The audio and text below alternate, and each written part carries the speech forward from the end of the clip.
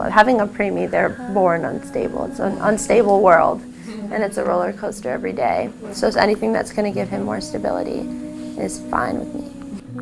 This is Pam Bellick of the New York Times. Andrea Zalkin gave birth to Hudson only 26 and a half weeks into her pregnancy. His early weeks are spent mostly in an incubator.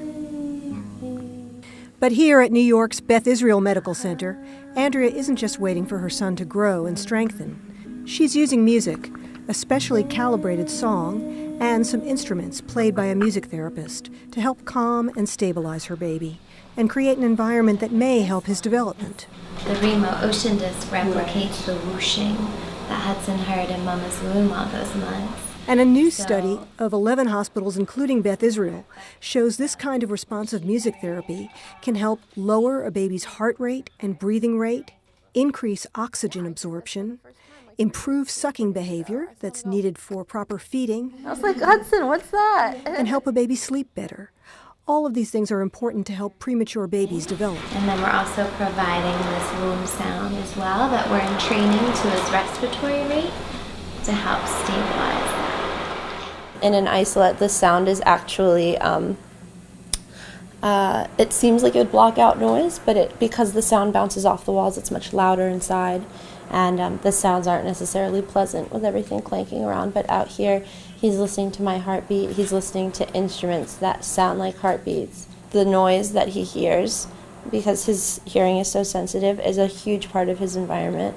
And that's something that I can't change without music therapy. I can't do anything about that if he's in there all the time. When an infant, particularly a premature infant, is on their own, they have nothing to acclimate their development to.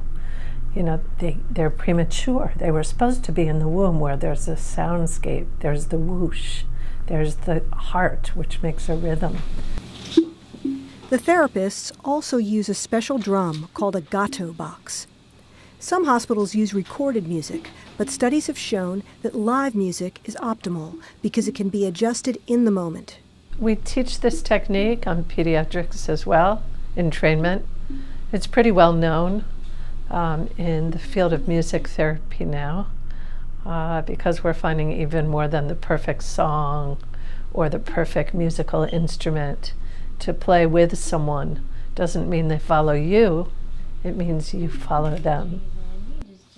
And at Beth Israel, music therapists ask parents to choose a favorite song, whether it's a lullaby or not. I grew up in the Catskills, so I'm right near Woodstock, and my dad loves classic rock and all of, Grateful Dead, the Beatles. That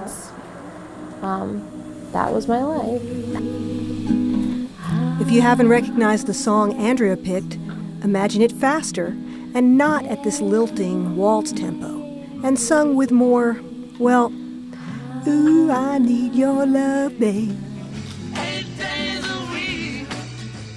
I will say that knowing nothing, absolutely nothing about babies, and now having so little time to prepare, music therapy has definitely, it's something you can do. It's a weight off your shoulders, and it's like a foundation for the relationship I have with Hudson.